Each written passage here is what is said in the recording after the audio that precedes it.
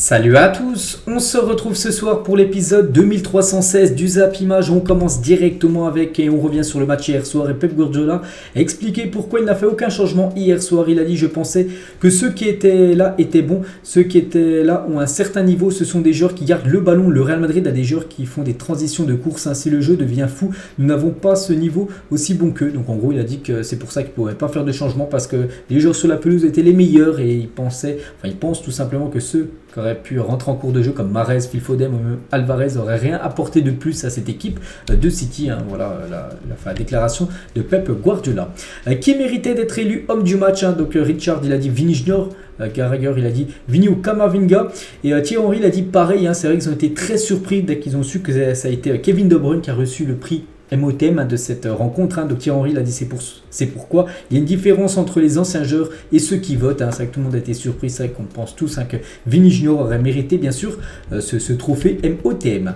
Thierry Henry toujours, donc Vini à gauche, Mbappé et Haaland en attaque, que quelqu'un les réunisse dans une équipe s'il vous plaît. C'est vrai que avoir ces trois là en attaque, ce serait peut-être l'attaque la plus forte actuellement au monde, bien sûr. Vini à gauche, on va dire Haaland en numéro 9 et Kylian Mbappé ailier droit. Donc pourquoi pas ces trois là ensemble dans quelques années du côté du Real. Bien sûr c'est jouable parce que le Real Madrid intéressé par les deux autres. Bon, Vini est déjà joueur du Real et le Real on s'est intéressé par Haaland et aussi Kylian Mbappé.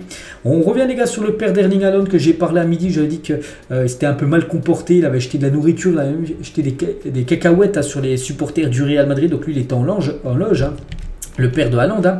Donc selon la CAN Nasser, il aurait provoqué à plusieurs reprises les supporters en contrebas et il aurait même jeté des cacahuètes. Il a réagi, le père d'Haaland, qui s'est expliqué sur Twitter. Donc il a dit: le Real Madrid n'était pas content que nous célébrions le but de Kevin De Bruyne. À part ça, nous avons dû bouger parce que les fans du Real Madrid n'étaient pas contents de l'égalisation en gros de l'équipe de Manchester City. C'est pour ça qu'en gros ils ont un peu chambré les supporters du Real Madrid. C'est pour ça qu'il y a eu c'est un petit peu chauffé, on va dire, entre le père d'Erling Haaland et les supporters du Real. Il a dû changer de loge, le père d'Erling Haaland. On va parler de son fils qu'on n'a pratiquement pas vu hier, et Haaland n'a pas vu le jour hier avec cet homme au marquage, Rudiger. Quel match il nous a fait, c'est lui qui a remplacé Militao. Militao était suspendu. Quel match de la part de Rudiger, n'oubliez pas qu'arrivait quand même gratuitement du côté du Real Madrid il y a déjà quelques temps. Bon, un journaliste lui a dit en première mi-temps Manchester City avait la possession, et Rudiger il a dit oui, ils avaient la possession mais sans résultat, parce qu'ils perdaient 1-0 tout simplement cette équipe de City à la mi-temps. Pourtant ils avaient une grosse possession de balle sur le Real Madrid. Ancelotti l'a dit par rapport au match de Camavinga: Eduardo est une garantie, où qu'il joue il progresse énormément, que ce soit en milieu de terrain, que ce soit en défenseur gauche. Mais là ça commence à poser problème quand même pour Camavinga, parce que tellement qu'il est bon défenseur gauche, t'as l'impression maintenant qu'Ancelotti compte sur Camavinga seulement pour occuper ce poste de défenseur gauche, alors que lui il a dit que son poste bien sûr où il préfère jouer le plus, c'est au milieu de terrain. On va parler de Vini Junior qui a été buteur hier, son 15e but dans sa carrière en Ligue des Champions. Donc il est au même niveau que Rodrigo, également 15 buts, et le même niveau aussi que Ronaldo R9, l'ancienne légende du Real Madrid également. Il avait inscrit 15 buts avec le Real Madrid en Ligue des Champions. Donc félicitations bien sûr à ces trois-là. Toujours avec Vini, qu'est-ce qu'ils ont pu se dire, Vini et Erling Haaland en fin de match, on peut voir là qu'ils sont parlé, bien sûr, ça a bien fait rire, on va dire, Vini Junior, donc on ne sait pas ce qu'il s'est dit, peut-être ils ont parlé, peut-être Vini a demandé à Haaland tout simplement d'essayer de venir la saison prochaine ou dans 2 ans du côté du Real, et ça a peut-être fait on va dire l'attaquant norvégien. Une comparaison de ce que rapportent les sponsors du Real et Manchester City. Donc regardez ce tableau les gars, tous les sponsors. Donc sponsor par exemple Adidas, le Real touche plus de 120 millions d'euros par an grâce à Adidas, c'est le jackpot. Puma avec City c'est 58 millions, c'est comme la moitié quand même ce que touche City avec Puma que le Real avec Adidas. On peut voir aussi les sponsors maillot avec Emirates, on peut voir aussi tous les autres sponsors. Donc voilà, bien sûr. Après il y a plein de sponsors où le Real Madrid ne gagne pas d'argent alors que City eux gagnent de l'argent, mais bon c'est bien sûr deux équipes qui engrangent beaucoup de revenus. Et les supporters bien sûr de Manchester United étaient plutôt côté Real Madrid, parce que il y a la rivalité avec l'équipe de City, et les supporters du Barça eux étaient plutôt côté Manchester City hier. Donc l'écusson on va dire modélisé de Manchester United avec les couleurs du Real, et l'écusson du FC Barcelone en mode on va dire Manchester City. Regardez la une aujourd'hui du journal Sport. En Espagne, c'est le journal catalan, on va dire. Donc ça parle bien sûr du match du Real Madrid hier, mais ça parle aussi tout en haut de Busquets qui ne continuera pas au Barça. Et ça fait la une aujourd'hui également du journal Mundo Deportivo. Il s'en va les gars, Busquets, voilà, c'est fini Busquets du côté du FC Barcelone. Donc c'était seulement une rumeur, ça y est, ça a été officiel là, tiens, en début d'après-midi.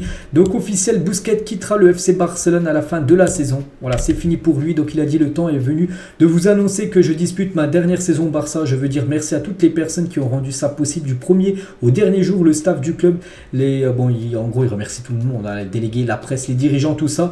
Donc il dit merci aux sociaux, en gros aux supporters qui m'ont supporté et transmis leur amour toutes ces années. Évidemment merci à ma famille qui m'a toujours soutenu dans les bons moments comme les moments difficiles. Merci à tous et à très bientôt pour nos derniers matchs ensemble. Donc en gros fin de saison les gars, ça sera la fin de carrière de Busquets du côté du Barça. N'oubliez pas que Busquets les gars, il a passé plus de 18 ans du côté du Barça. Il sort du centre de formation Blaugrana et il va quitter cette équipe là dans quelques semaines. Il a remporté 3 fois la Ligue des Champions, 3 Coupes du Monde des clubs, 8 fois la Liga, certainement 9 fois là dans quelques jours, 3 Super Coupes UEFA, 7 Copa del Rey et 7 Super Coupes d'Espagne. Donc si vous regardez le match, vous ne verrez pas Busquets, mais si vous regardez Busquets, vous verrez le match. Bien sûr, cet immense footballeur, donc l'un des meilleurs numéro 6 de l'histoire du football, Sergio Busquets, je dis, qui a tout raflé. Et peut-être la plus belle année qu'il a pu disputer, c'est en 2009. Donc Busquets était le dernier joueur issu de la génération dorée de 2009, issu encore joué pour le Barça. Le palmarès est obtenu en 2009, donc c'est tout. La Ligue des Champions, Liga, Coupe du Roi, Super Coupe d'Europe, Super Coupe d'Espagne, Coupe du Monde des clubs. Ils avaient fait le 6 sur 6 tout simplement. Et c'était le dernier joueur encore en activité du côté du Barça, bien sûr. Voilà, Busquets avec cette équipe bien sûr légendaire. Donc la fin d'une ère, c'est vrai que Iniesta, Busquets, Messi, bon Messi va peut-être revenir, bon pour l'instant on ne sait pas. Et Busquets les gars, c'est que c'est la fin d'une ère. C'était les 4 capitaines à l'époque du côté du FC Barcelone. Le dernier capitaine, le capitaine actuel, bien sûr Busquets quittera l'équipe. Et il n'y a aucun lien entre le potentiel retour de Léo Messi au Barça et l'avenir de Busquets. Ça n'a rien à voir bien sûr. Voilà, que Busquets on va dire quitte le club et le retour de Messi, ça n'a aucun lien. Et que va faire Busquets? Est-ce qu'il annonce sa retraite, parce que là on sait qu'il va quitter le Barça, ou est-ce qu'il va encore continuer sa carrière? Il devrait continuer sa carrière. Donc 3 clubs saoudiens, Al-Hilal, Al-Nasser et Al-Shabab sont très intéressés pour le signer. Bien sûr, en allant là-bas, il touchera gros salaire, 3-4 fois ce qu'il touche actuellement du côté du Barça. Donc voilà, en gros, avant de finir sa carrière, il veut toucher le jackpot tout simplement. Sergio Busquets, on peut comprendre, bien sûr, il a passé plus de 18 ans au club. Peut penser bien sûr qu'il a des envies d'ailleurs, comme l'a fait Xavi, qui avait joué au Qatar, comme l'a fait Iniesta, qui avait joué du côté de Vissel Kobe actuellement, ou comme Ronaldo qui est parti à Al Nassr. On peut comprendre aussi que Busquets a envie bien sûr de finir sa carrière en touchant bien sûr le jackpot niveau argent. Toujours avec le Barça, et c'est officiel, Inaki Peña prolonge jusqu'en juin 2026 au Barça, clause libératoire 400 millions d'euros pour ce joueur qui joue gardien de but. Donc voilà, félicitations à lui pour sa prolongation de contrat. On va parler de John Textor qui confirme que Laurent Blanc sera l'entraîneur de Lyon la saison prochaine. On va garder et soutenir Laurent Blanc. Je pense que notre coach mérite beaucoup de ressources et notre soutien cet été. Ce club a bien fonctionné sur les 15 derniers matchs. Il faut continuer à ajouter de la qualité et de l'expérience parce qu'il est un peu menacé, parce que Olas, on sait qu'il s'est fait licencier, et du coup on pensait aussi que Laurent Blanc pouvait peut-être accompagner Olas, on va dire, sur le licenciement. Non, voilà, John Textor confirme en gros que Laurent Blanc sera coach de Lyon saison prochaine, toujours avec John Textor, qui est le propriétaire de l'OL.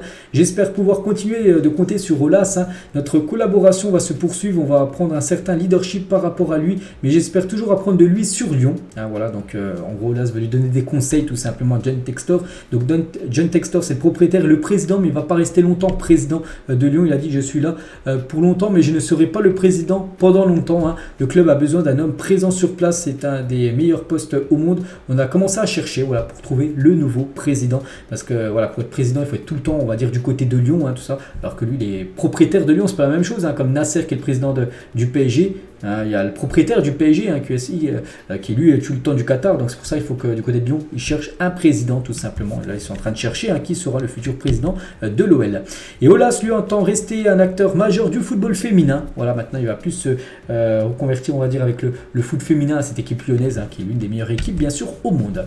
Quelques anniversaires aujourd'hui que j'ai oublié de dire à midi les gars. Donc vu que c'est toujours l'anniversaire, vu qu'on est toujours le 10 mai, donc Abou Diaby fête aujourd'hui ses 37 ans, cet ancien joueur de Arsenal ou même de l'équipe de France, sans les blessures, il aurait pu faire une magnifique carrière. Wiltord aussi, ancien joueur de l'équipe de France, ancien lyonnais, il fête aujourd'hui ses 49 ans. Donc voilà, 2 anniversaires aujourd'hui. Officiel les gars, Francfort se sépare d'Oliver Glasner en fin de saison. Le coach actuel de Francfort, les gars, en gros, quittera son poste d'entraîneur. Donc Francfort aura un nouveau coach très prochainement. Le 11 de rêve de l'équipe de France à la Coupe du Monde des moins de 20 ans. Donc les sélectionneurs de l'équipe de France de moins de 20 ans. Chauvin, les gars, annoncera aujourd'hui la liste des joueurs sélectionnés pour la Coupe du Monde en Argentine du 20 mai. Donc dans 10 jours au 11 juin. Voici l'équipe type des Français nés après le 1er janvier 2003. Voilà, toutes ces jeunes pépites. Donc il y en a plein après qui sont bloqués par leur club. Comme Wai, les attaquants de Montpellier, j'en ai parlé à midi, les gars, il est bloqué. Mais bon, c'est un joueur dans l'équipe...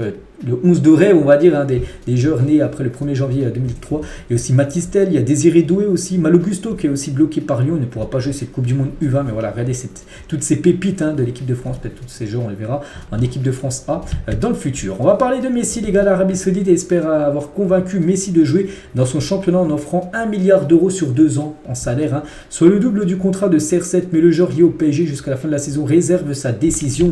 Et Marco Van Basten pense que Léo Messi ne fait pas le bon choix en allant en Arabie Saoudite pour l'argent. Donc il a dit, je pense que son choix médiocre et qu'il ira là-bas pour encaisser encore beaucoup d'argent. Tu as déjà gagné énormément, tu vas faire des choses que tu aimes.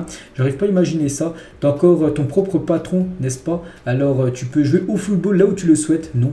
Donc lui, il espère bien sûr qu'il retourne du côté du Barça que d'aller en Arabie Saoudite pour toucher le jackpot.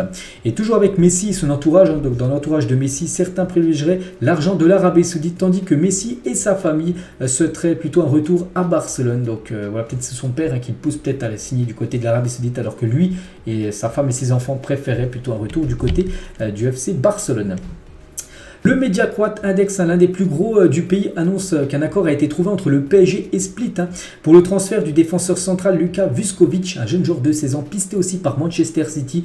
Et d'après un gros média sportif, un peu comme l'équipe, mais voilà, média on va dire croate, ils disent en gros que ce joueur Vuskovic aurait un accord avec le Paris Saint-Germain. Donc le montant avoisinerait les 10,5 millions d'euros plus pourcentage plus-value. Donc voilà, les gars, Vuskovic, un jeune pépite de 16 ans, pourrait peut-être signer du côté de Paris. Raphaël Leao, il a dit mon joueur préféré au Real Madrid est Vini Junior. Voilà, donc il a tout dit tout simplement. Après, ils sont très grands copains, bien sûr, Vini et Leao. Pochettino, pressenti à Chelsea, voudrait renforcer sa prochaine équipe avec un gardien, un milieu et un avant-centre expérimenté en première ligue. Voilà, Pochettino qui va devenir, on le sait, certainement le futur coach de Chelsea. On en parle, là c'est pour l'intérim. Et voilà, il a déjà des postes recrutés du côté des Blues. Toujours avec les coachs en cas de départ de Mourinho, parce que Mourinho pourrait quitter l'AS Roma. Donc l'AS Roma pensera à compter 2h Thiago Motta ou Amorim, donc le coach du Sporting, pour remplacer tout simplement Mourinho sur le banc de l'AS Roma. Et n'oublie pas que Mourinho est pressenti peut-être du côté du PSG. Les 10 joueurs avec le plus grand nombre de dribbles réussis cette saison, le premier c'est Vini Junior, 145 dribbles réussis, donc il devance largement de 40 dribbles de plus. Il y a Léao qu'on a parlé juste avant, avec une petite photo des deux. Donc les deux sont en première position par rapport aux meilleurs dribbleurs. Léo Messi 3e à 105 dribbles réussis. On peut voir Jude Bellingham à la 6e position, 94. Et pareil que Blas, les gars, Ludovic Blas, le joueur de Nantes, 94 dribbles également réussis. Richarlison cette saison en première ligue, c'est 24 buts. Non, plutôt 24 matchs et 1 but. Voilà, peut-être pas 24 buts pour lui. Et Danilo, les gars, défenseur de Nottingham Forest, donc 11 matchs, donc la moitié par rapport à Richarlison, mais il a inscrit 2 fois plus de buts, 3 buts tout simplement. Donc il a inscrit même 3 fois plus de buts que Richarlison. Pourtant, c'est un défenseur qui a beaucoup moins joué que Richarlison. Drogba à l'OM, survêtement large, Bob, sacré flow bien sûr de Drogba à l'époque du côté de l'OM. Adriano, les gars, légende bien sûr, Adriano du côté de l'Inter Milan. On sait que l'Inter a joué un gros match ce soir de Ligue des Champions. Et regardez aussi Michael Jackson, les gars, portant le maillot de l'OGC Nice durant un shooting en 83. Des petites photos collector à l'époque. Et on finit, les gars, cet épisode bien sûr avec ce match ce soir, Inter contre l'AC Milan. Donc la Burj Khalifa a choisi son Milan pour le match de ce soir. C'est l'AC Milan, parce que voilà, Burj Khalifa, on peut voir l'écusson de l'AC Milan, bien sûr, sur cette magnifique tour du côté de Dubaï, je crois que c'est à Dubaï. On finit, les gars, voilà cet épisode. Donc pour vous, qui va gagner? Voilà, quasiment 5000 votants. Et pour l'instant, les gars, c'est plutôt l'AC Milan, voilà, qui est favori dans les pronostics pour remporter ce acte 1 ce soir. Et on finit, les gars, vu qu'on est le 10 mai. Et aujourd'hui, nous sommes le 10 mai. Quel est votre numéro 10 préféré parmi toutes ces légendes du football? Bon, je ne vais pas tous les citer pour vous. lequel est votre préféré, pas le meilleur, mais votre préféré, hein, bien sûr, c'est pas la même question, donc voilà, n'hésitez pas à mettre ça en commentaire. Donc moi je partirais sur Zidane, voilà, c'est un Français, j'adore Zizou, hein, depuis la Coupe du Monde 98 avec son doublé, donc je pars bien sûr sur Zinedine Zidane. Donc voilà les gars ce qu'il y a à dire aujourd'hui, j'espère que ça vous a plu, je vous souhaite un bon match ce soir pour ceux qui vont regarder le derby de Milan. On se retrouve bien sûr demain sur cette page pour l'after Zap Image. Bonne soirée à vous et à demain.